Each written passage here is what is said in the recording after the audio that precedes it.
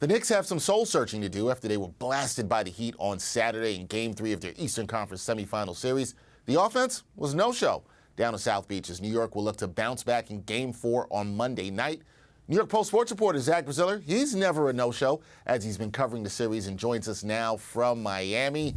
Zach, how's it going after you witnessed not much offense from the Knicks on Saturday? Yeah, that was clearly by far their worst performance of the postseason. I don't think there's any question about it. The offense was a mess, season low 86 points. I didn't think the defense was great either, although the Heat only ended up shooting just under 39%. But forget even any of the stats. The Knicks just weren't ready to match the Heat's intensity. There's no question about it. Miami threw an early punch, and the Knicks never really responded. After getting down 18 early in the second, the closest they got was 11. There was never really another run. You could fault a lot of different people. They got nothing out of center position.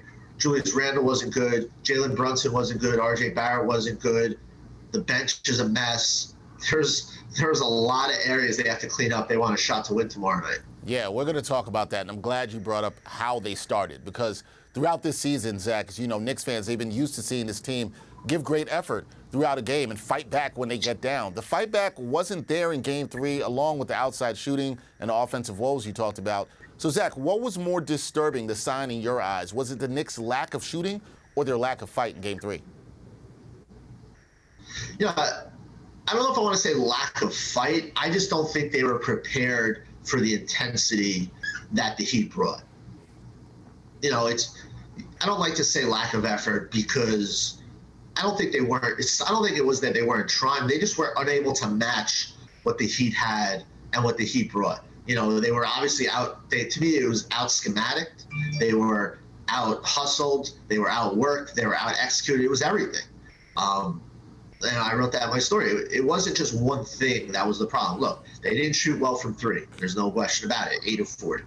To me, they didn't defend well. They didn't share the ball. They didn't move the ball. The Heat are clearly daring the Knicks to shoot from three, and I think Tom Thibodeau has to make a change. He's got to put Grimes in the starting lineup and move Hart back to the bench. I just think Hart and Barrett are too similar. They're slashing guys who aren't great three-point shooters, and the Heat are basically living with them shooting threes. The Knicks have to put in another guy who can really stretch the defense, and I think in turn Hart really helps that second unit with his energy.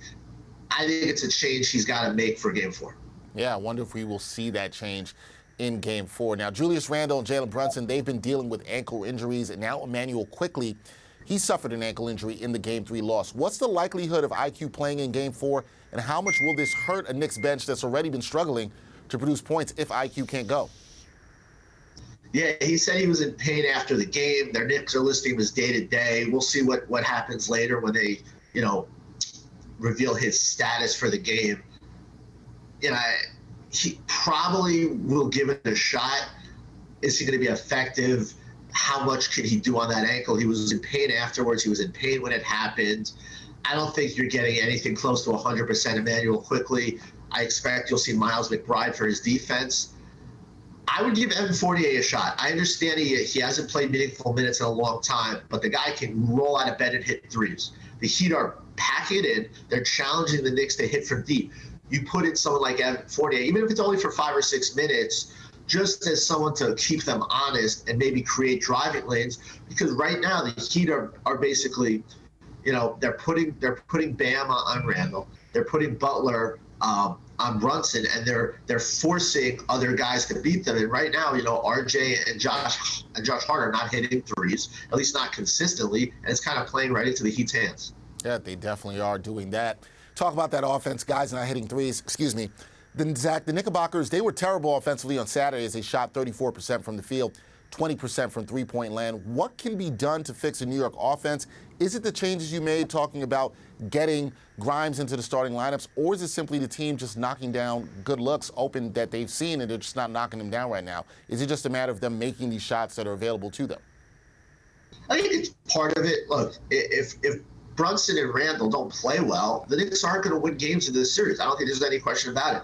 Neither played well in Game 3. Both played well in Game 2, and the Knicks won. The Knicks need them to play better, specifically Brunson. And that's not just scoring. That's creating.